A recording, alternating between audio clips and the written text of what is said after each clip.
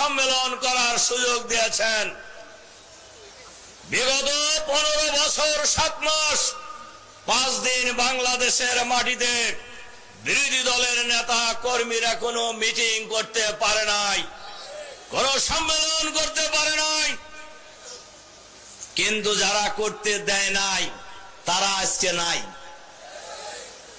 তারা আজকে নাই। কোথায় গেছে? কোথায়? রাসূল সাল্লাল্লাহু আলাইহি সাল্লামের একটা হাদিস আছে, ইত্তাকুজ যুলমা আয-যুলমাতু ইয়াউমাল কিয়ামাহ, তোমরা জুলুম থেকে বিরত থাকো, কেননা জুলুম কিয়ামতের দিন অন্ধকার হয়ে যাবে জালেমের জন্য।